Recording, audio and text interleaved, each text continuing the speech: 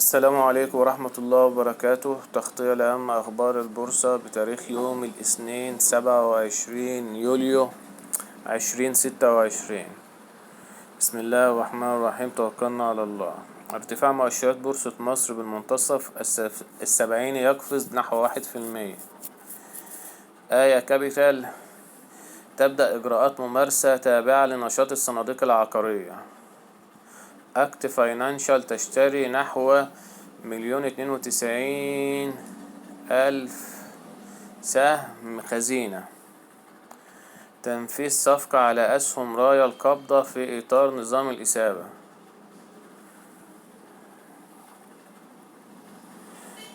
الرقابة المالية تقر إجراءات زيادة رأس مال مطاحن وسط وغرب الدلتا. طيب الخبر ده طبعا مهم يا جماعة، نشوف تفاصيله.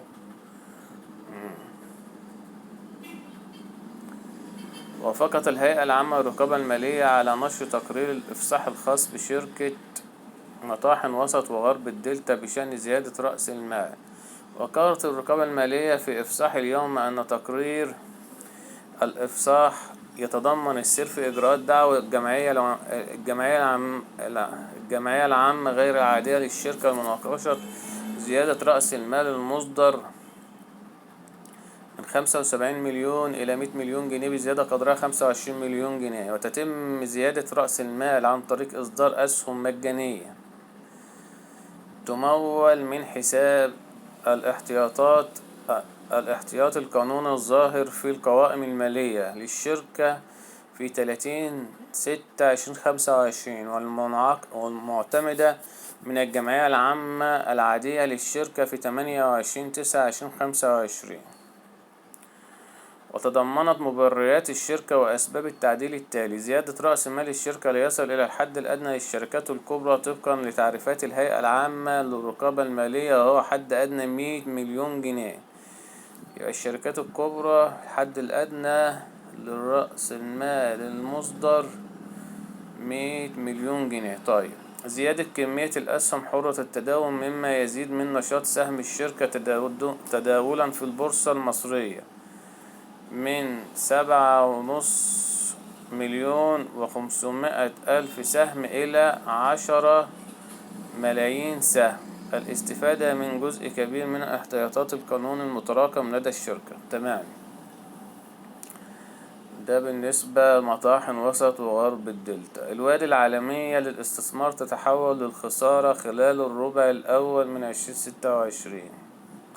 بي انفستمنت القبضة تنفي وجود أي خطة لبيع حصتها في صيدليات العزبي. جنوب الوادي للأسمنت الربحية وتحقق 122 مليون جنيه خلال الربع الأول. جنوب الوادي للأسمنت. ماشي. ارتفاع مؤشرات بورصة مصر بالتعاملات الصباحية الثلاثينية يتجاوز 53,000 نقطة و800 بالتعاملات الصباحية. مستشفى كليوباترا تتوقع نمو إيراداتها 27% خلال النصف الأول من 2026. إيبكو تفتح مصنع لإنتاج الحيوية باستثمارات 100 مليون دولار. طبعا يا جماعة ده خبر إيجابي بالنسبة لشركة إيبكو. طبعا الشركة دي لها مستهدفات. أعلنت الشركة المصرية الدولية للصناعات الدوائية إيبكو الافتتاح الرسمي لمصنعها الجديد إيبكو 3 بمدينة 10 من رمضان.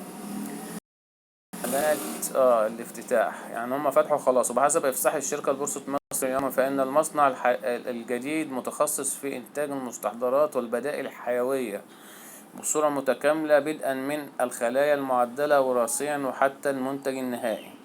وأقيم المصنع في مساحة 10,500 متر مربع باستثمارات تتجاوز 100 مليون دولار، وتم تنفيذه وفق تنفيذ تقني متطور بالتعاون مع شركة السويدية لضمان الامتثال التام لمعايير التصنيع الجيد العالمية وتسهيل نفاذ المنتجات للأسواق التصديرية المستهدفة. طبعا يا جماعة ده خبر إيجابي بالنسبة لإيبكو. البورصة تعلن استرداد 45,000 EGX 30. الرقابة المالية تقر إجراء بالم هيلز للتعمير بشأن إضافة نشاط إنشاء الفنادق. هينشئوا فنادق. ايجي ترانس تقر الفحص النافي للجهالة لأفريكا جولب تمهيدا لعرض شراء إجباري. سباير كابيتال تعتمد تخطيط زيادة رأس المال إلى 780 مليون جنيه. طب نبص كده على تفاصيل الخبر ده بسرعة. سباير اعتمدت شركة سباير كابيتال القابضة للاستثمارات المالية ما تم تغطيته من أسهم الزيادة المطروحة لقدام المساهمين خلال المرحلتين الأولى والثانية، وذلك بإجمالي عدد 1,900,000,000 سهم بقيمة إجمالية قدرها 380 مليون جنيه نقدا كزيادة في رأس مال الشركة المصدر والمدفوع. وبحسب إفصاح الشركة لبورصة مصر اليوم، ووافق المجلس على زيادة رأس مال الشركة المصدر والمدفوع من 400 مليون إلى 780 مليون جنيه، 180 مليون جنيه 100% موزعة على 100 مليون جنيه بالقيمة الإسمية وقدرها 20 قرشا للسهم. بذلك أصبح رأس المال المصدر والمدفوع للشركة موزعا على عدد 3,900,000,000 سهم بقيمة اسمية وقدرها 20 قرش مصري للسهم الواحد. ماشي.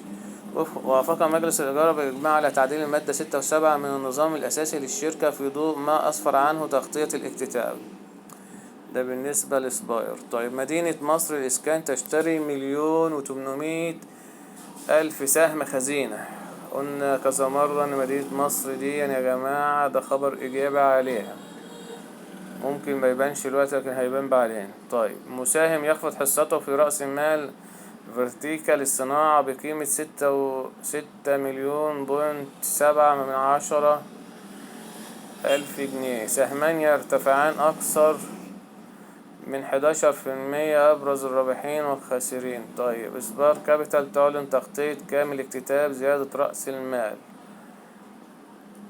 طيب نشوف كده، ده المرحلة التانية تقريبا. أعلنت شركة سبار كابيتال القابضة للاستثمارات المالية نتائج الاكتتاب في زيادة رأس المال الشركة المصدر المدفوع من 400 إلى 780 مليون جنيه بحسب إفصاح الشركة مصر اليوم الأحد. جنوب تفاصيل الاكتتاب في المرحلتين. طبعا المرحلة التانية المرحلة الأولى والمرحلة التانية. تمام.